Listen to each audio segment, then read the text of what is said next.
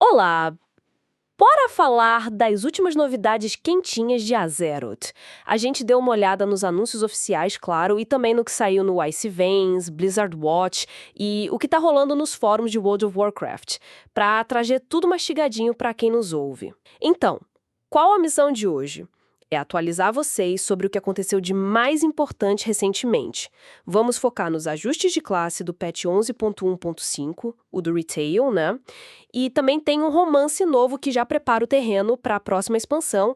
E vamos dar uma pincelada no que mudou na temporada da Descoberta. A SOD, aquela versão do clássico cheia de coisa nova. Ok, então, vamos lá desvendar isso tudo. Começando pelos ajustes de classe. Bom, com o reset semanal vieram aqueles balanceamentos, né?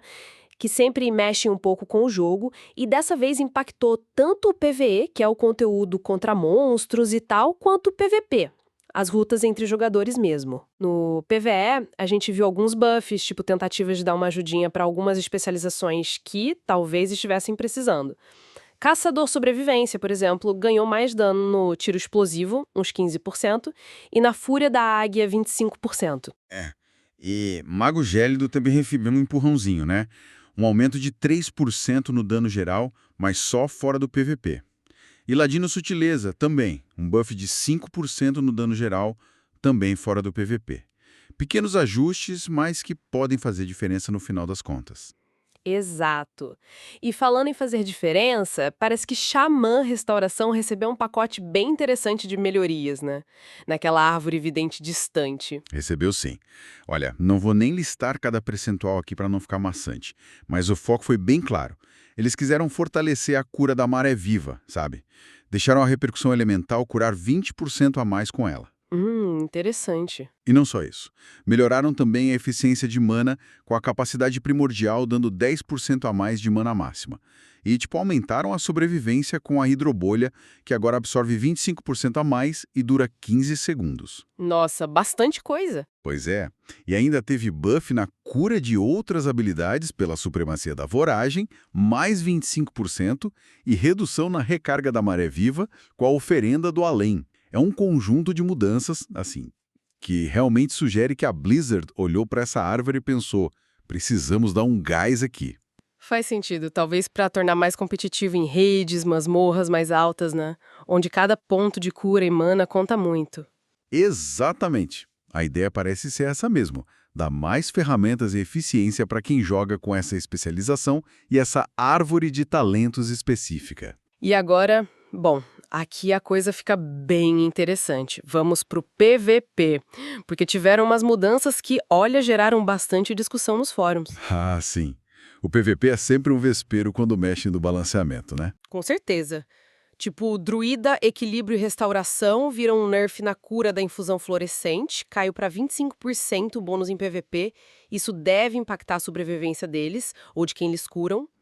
É uma mudança delicada. Por outro lado, Cavaleiro da Morte Profano, o dano do golpe supurante foi dobrado em PVP. Dobrado, 100% a mais. Uau, isso é agressivo. Os healers que se preparem mesmo. Né? Imagina a pressão. E Mago Fogo também teve seus ajustes. A barreira abrasadora agora reflete 40% do dano absorvido, mas, em compensação, Piro-Explosão, Impacto Ígneo, Bola de Fogo, Ígneo Impacto e até a seta de Gelo-Fogo tiveram o dano aumentado em PVP. Uma troca aí, né?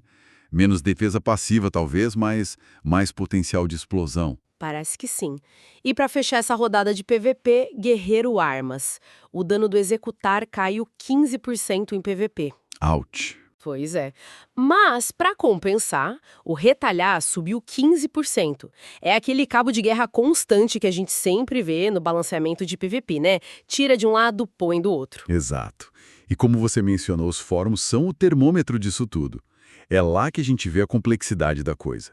Tem jogador de Guerreiro Fúria fazendo planilha para calcular o impacto real dos buffs de dano em área que também vieram. Sério? Planilha. O pessoal leva a sério mesmo. Leva. E tem outras discussões, tipo sobre o Mago Fogo.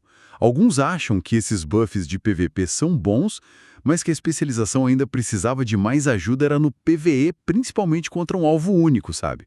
Comparando com o Mago Arcano, por exemplo. Entendi. É aquela velha história. Bufar para um cenário pode desbalancear outro. Exatamente. É um quebra-cabeça.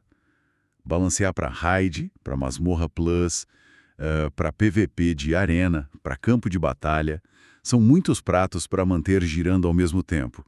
É um desafio enorme para a equipe de desenvolvimento, sem dúvida. Com certeza.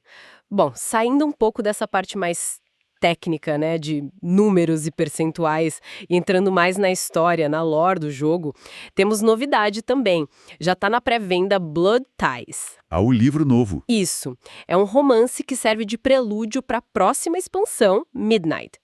O lançamento está marcado para 18 de novembro de 2025 e quem escreve é a Christie Golden, que já é, bom, uma lenda na escrita de Warcraft, né? Sem dúvida. O nome dela já cria uma expectativa alta.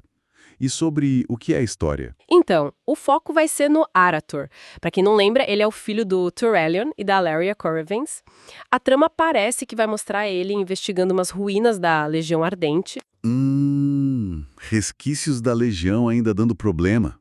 Pois é, e ao mesmo tempo ele vai ter que lidar com o legado desses pais, que são heróis de guerra e tal, e também com essa dinâmica familiar que deve ser bem complicada, né? Complicado é pouco. Imagina, seus pais desaparecem, passam literalmente 1000 anos lutando em outra dimensão e depois voltam. Como você retoma essa relação?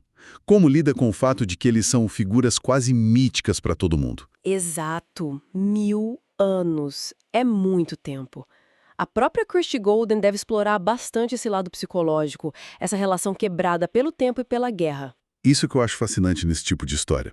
Não é só a ação, a investigação das ruínas da Legião, que com certeza vai ter sua importância para conectar com o Midnight, mas essa exploração do lado humano, ou melhor, do lado élfico e meio humano, dos personagens.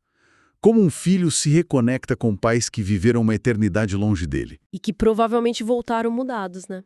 Depois de tudo que passaram. Com certeza. E para quem quiser já ir se aprofundando nesse contexto familiar antes do livro chegar, vale a pena procurar um conto chamado A Whisper of Warning, que já deu umas pinceladas nisso, e também o audiodrama A Thousand Years of War, que conta justamente a história do Turalyon e da Aléria durante esse tempo todo fora.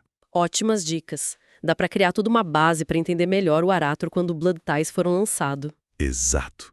Ajuda a dar mais peso para a história dele. Beleza. Agora, mudando de assunto de novo, vamos dar uma olhada rápida na temporada da descoberta, a SOD. A gente sabe que essa versão do clássico vive tendo hotfix, ajuste, mudança.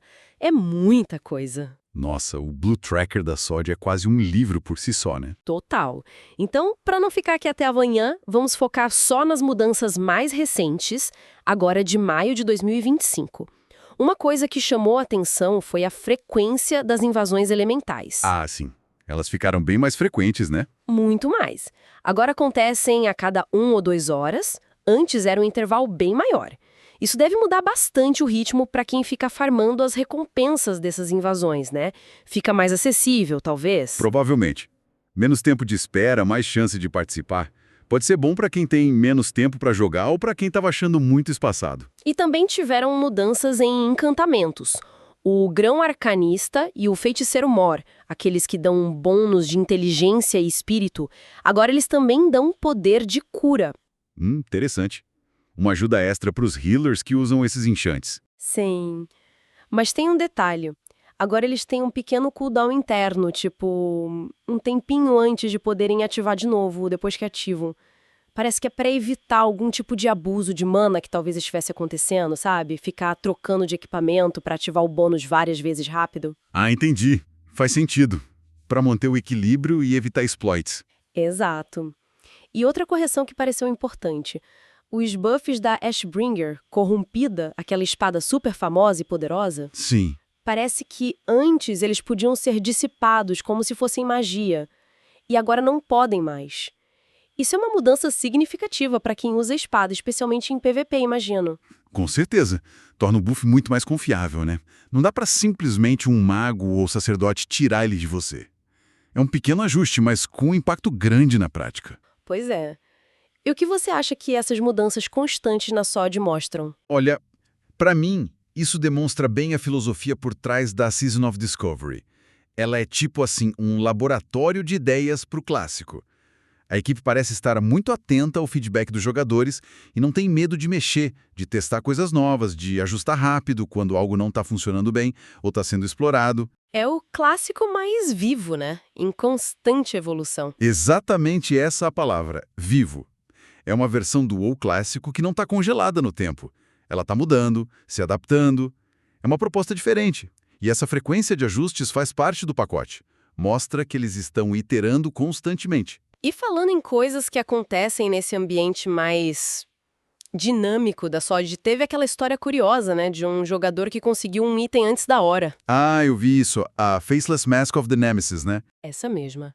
Um item que, pelas notas do patch, só deveria ficar disponível depois do reset semanal seguinte, mas um jogador conseguiu ela antes. E o mais estranho é que não teve explicação oficial. Tipo, como isso aconteceu? Que bizarro.